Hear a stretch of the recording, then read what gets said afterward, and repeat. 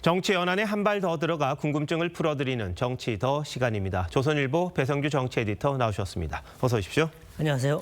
자, 오늘 주제 알려주시죠. 네, 속가내기 적폐청산입니다. 네, 자, 이 헌법 존중 TF라는 게 이제 출범을 했습니다. 그런데 벌써부터 이 투서, 제보 쏟아지고 있다는데 그렇습니까?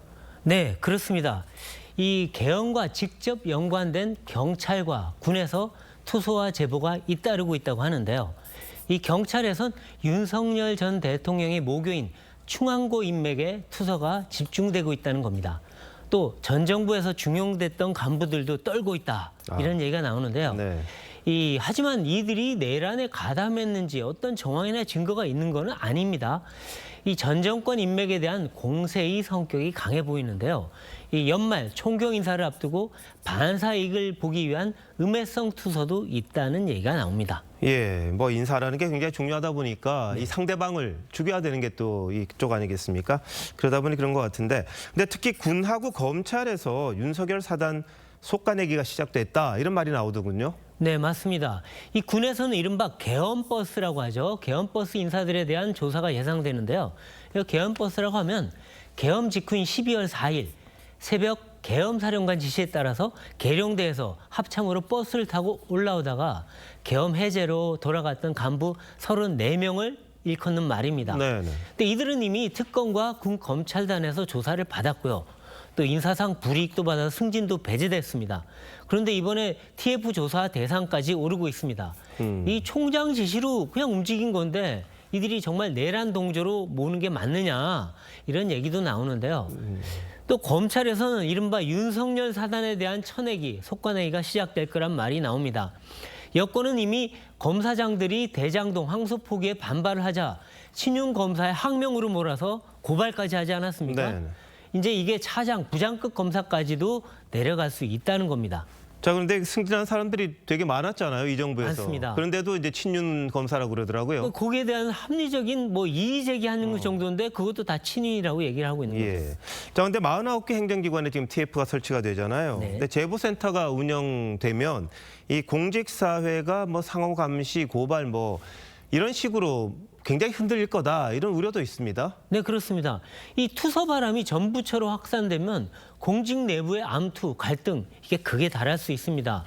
내란 가담 여부가 아니라 정권과 친서 관계로 네 편, 내 편을 가를 공산이 커지는데요.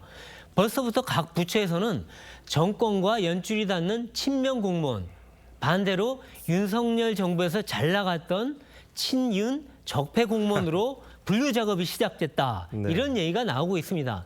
이 문재인 정부 때 적폐청산으로 많은 공직자들이 처벌받지 않았습니까? 그런데 이번에는 징계와 인사상 불이익을 받을 공직자가 훨씬 더 많을 것이란 전망입니다.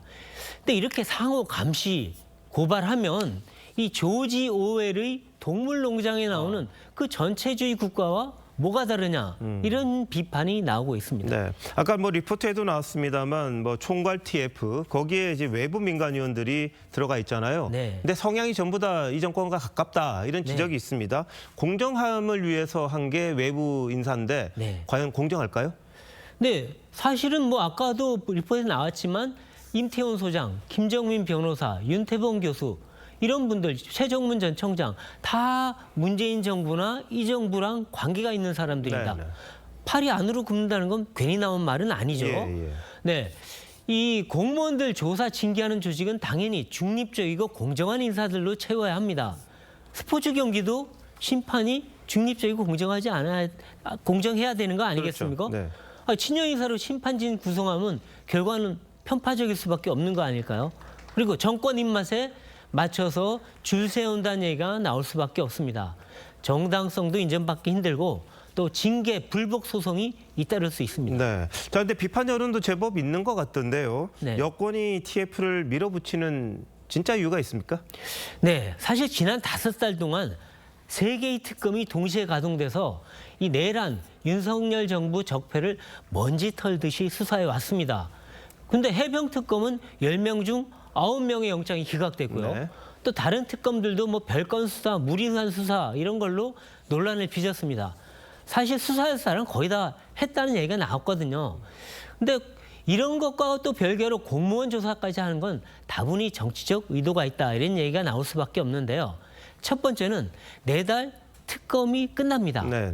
이 특검 전국, 내란 전국을 내년 6월 지방선거까지 끌고 가겠다 이런 의도로 좀 얘기가 되고 있고요. 네. 또 두 번째는 공직사회에서 전 정권 인사들을 속아내고 군기 잡으려는 거 하는 거 아니냐 이런 얘기입니다. 예. 그 세 번째는 지금 대장동 항소 포기로 비판 여론이 많지 않습니까? 이거를 또 좀 희석시키고 또 여권 지지층을 결속시키려는 그런 의도로 해석이 됩니다. 하지만 그런데 내란, 적폐청산에 대한 국민 피로감이 벌써 커지고 있고요. 또 공정성 논란도 커지고 있어서 여권이 의도한 효과를 거둘지는 좀 미지수입니다. 예, 뭐 국민들이 잘 보시고 있을 텐데요. 뭔가 봤던 듯한 그런 장면들이 또 되풀이된다 이런 맞습니다. 얘기도 좀 나오는 것 같습니다. 베이지터 잘 들었습니다.